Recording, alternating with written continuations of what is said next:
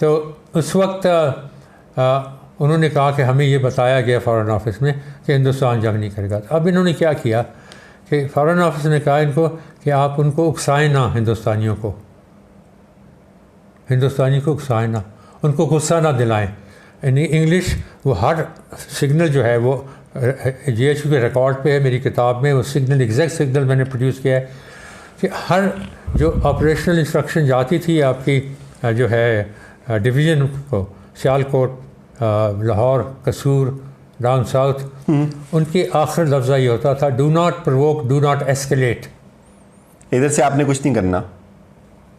अब वो आपने 8000 बंदे कश्मीर में भेज दिए, कश्मीर को फ़तह करने के लिए। एयरफोर्स को आपने बताया नहीं है और आप समझते हैं कि कश्मीर फ़तह कर लेंगे और हिंदुस्तान जो है आपको शायद लेटर में रख के मुबारक का खश दे देगा, रेड लेटर दे के आपने कश्मीर ले लिया, आपका हक था। यानी इस किस्म की हमाकत की सोच थी उस वक्त। एक हवलदार जो था आर्मी का, उसको भी पता था हिंदुस्तान हमला करेगा, लेकिन असगर खान का दिमाग जो था वो कहीं और था। वो तैयारी करवा रहे थे और हम पूरी तैयारी में थे। हम जून के आखिर में, जुलाई के पहले, यानी जुलाई 15 तक हम ऐसे तैयार थे कि हम 5 मिनट के अंदर, हमें अगर ऑर्डर मिलता तो 5 मिनट के अंदर हम अपने मैप्स लेके अपने अनदर 10, 15, 20 मिनट जहाज़ों पे जाके ब्रीफिंग रास्ते में करते हुए we would have gone and hit the enemy. ये हमारी तैयारी थी और यकीनन बाकी हमारे बेसिस पे यही तैयारी होगी। मैं उसके बदले कुछ कह नहीं सकता। जो आपकी तैयारी थी वो ये थी, आपकी तैयारी। मैं उसकी बात कर सकता हूँ जो हमारी तैयारी थी। बाकी अपने वो तो फिर जंग के जो बाकी जो नताइज हैं उससे आप अंदाज़ा लगा सकते हैं कि किसकी तैयारी किसकी। आपके पास 15 जहाज़ थे? 16 जहाज़ होंगे। सारा मुझे पूरा याद नहीं है, 16 के करीब याद थे।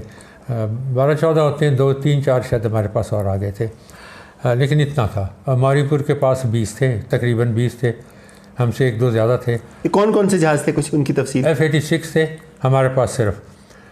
मारीपुर के पास सरगोजा के पास F-86 और 104 स्टार फाइटर। अब तो ये सारे फ्लाइंग कॉफन्स में हो गए शामिल।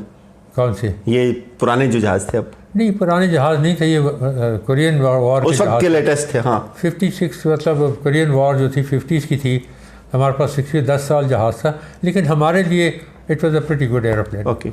ये था कि जो असर खान का प्लान था, जो जहाज़ वो मांग रहे थे, जो उन्होंने मांगे थे कि 25 या 26, 28 स्क्वाड्रन, वो ना दिए।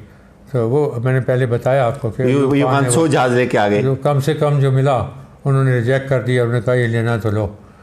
उनका मतलब था हमें कदम रखने दो पाकिस्तान की सरजमीन पे, बड़ा बुर में हमें अपना सिग्नल का बनाने दो जहाँ से हम रूस के ऊपर स्पाइंग कर सकें। वो दे दिया और पाकिस्तान की सॉवरेंटी मैंने कहा था वहीं से ख़राब होना, उसको बार्टर कर दिया एक तरीके से।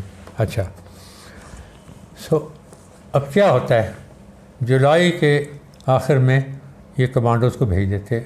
अब काश मैं आपको एक और कमांडो हैं, उनका नाम है तारिक रफ़ी ब्रिगेडियर, जिन्होंने ऑपरेशन जिब्राल्टर में हिस्सा लिया था। उसका इंटरव्यू अपने साथ करवाना चाहूँगा बिठा के इंशाल्लाह, और उनकी बात सुने आप कि ऑपरेशन जिब्राल्टर में इन्होंने हिंदुस्तान को क्या क्या इन्होंने कितनी बहादुरी के साथ कितने उनको मारी थी। लेकिन बदकिस्मती ये थी कि उस वक्त हिंदुस्तान ने अपनी 2 डिवीज़न जनरल खुशबख्त सिंह, हाँ खुशबख्त सिंह था, इसका मेरे ख्याल में 11 कोर का डिवीज़न थी, और वो घबराता था। उनका अपना जोगिंदर सिंह जो है वो कहता है कि वो बड़ा वीक माइंडेड था ये वो। लेकिन जब उसने कहा कि देखो वो उन्होंने फलानी ये कर दिया, वो कर दिया, ये हो गया, ये तो आ गए, इनको कुछ इंतज़ाम करो, उनके जो सारे जहाँ से आ रहे हैं इन्फिल्ट्रेशन के जो रूट्स हैं, हाजी पीर पास वगैरह थेल, उनको बंद करो जाके।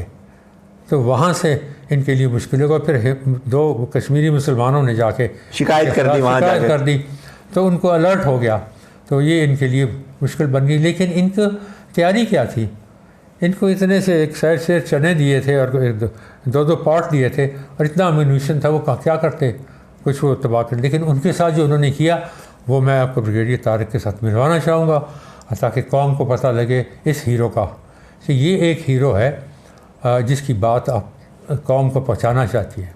ये आपका भी फ़र्ज़ बनता है कि आप बताएं इस कौम के मतलब जो भी ऐसे लोग हैं। और बल्कि मैं तो उसकी आलम सिद्दीकी की मोहतरम बेगम को भी एक दिन बुलाऊंगा कि वो आपको बताएं कि उनके ऊपर क्या गुजरी ज़िंदगी के अंदर।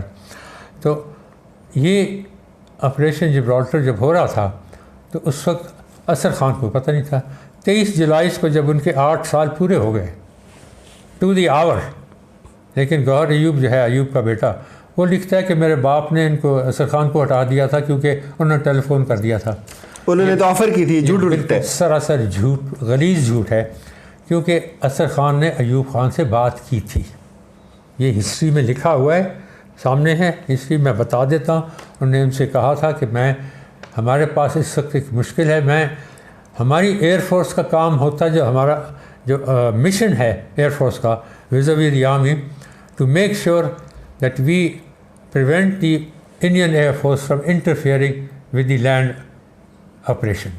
ये है हमारा नस्ब land, to prevent the enemy air force from interfering with land operation, and that was achieved without Indian Air Force firing a bullet at one soldier. अब उसको आप अक्लमंदी, naturally it was a very unusual but situation was also very unusual. अब अगर वो हिंदुस्तानी commander in chief Arjan Singh बड़े अच्छे आदमी थे, वेरी एक्सपीरियंस मैन, लेकिन असर ख़ान का मुकाबला नहीं था उसका। अगर होता तो फिर पहले दिन में हमारी एयरफोर्स को ग्राउंड कर सकता था।